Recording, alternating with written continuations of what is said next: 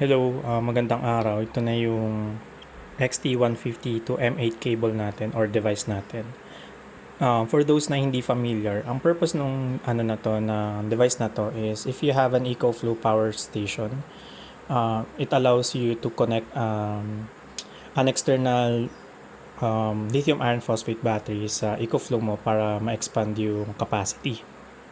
Without this cable kasi, ang only route na pwede mong or only option na pwede mong gawin is bumili ng another EcoFlow power station and then i-connect mo siya using their connector, which is yung XT150 to XT150.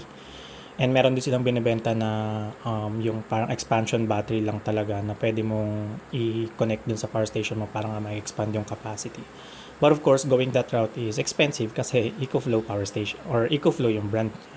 So with this one, pwede kang bumili ng kahit ano aftermarket na battery pack or battery and any capacity na you want. If I'm not mistaken, merong 50 AH, may 100 AH, 150, 200, and 300 AH. So depende sa sa needs nyo.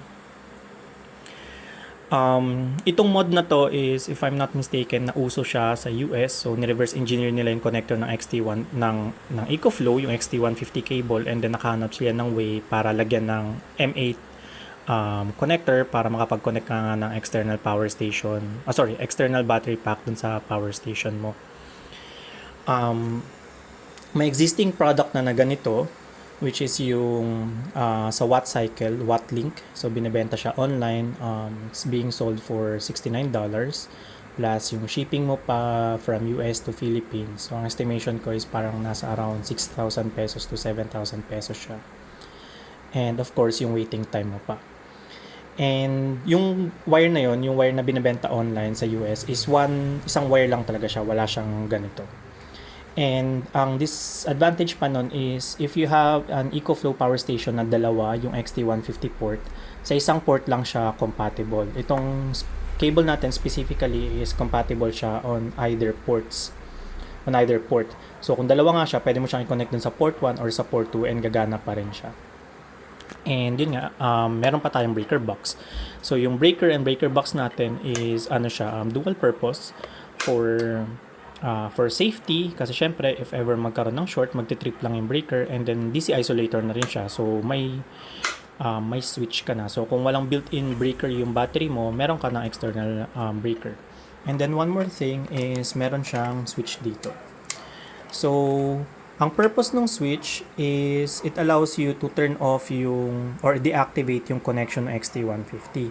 Doon kasi sa Watt Cycle, once you connect yung XT150 connector, ang mangyayari is energized agad tong dulo.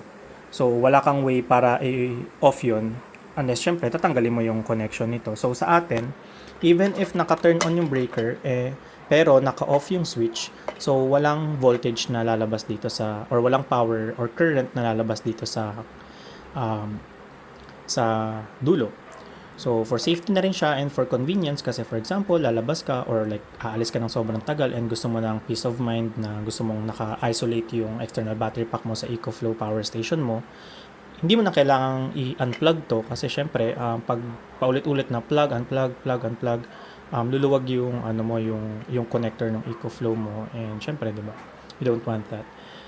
So yun dito, ang kailangan mo na lang gawin is turn off yung breaker and turn off yung switch. Isolated na siya, wala na siyang physical connection.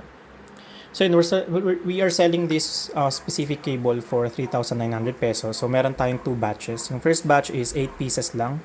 3,900 pesos siya, yung first 8 pieces. And then yung second batch is 12 pieces, 4,300 pesos. So if you want to order one, message nyo lang ako para ma-arrange natin yung order nyo. And by the way, yung wire na ginamit natin dito is pure 8 gauge siya. 8 gauge dito and then 8 gauge din to. Ito ay silicone wire. Yung total length niya is 1.4 meter. And then sa taas meron tayong ganito, pero sa baba wala. Kasi wala akong mahanap na compatible na ganito na kakasya dito. Kasi sobrang sobrang thick ng wire dito sa baba. So hindi siya magkasya. So yan lang. Thank you.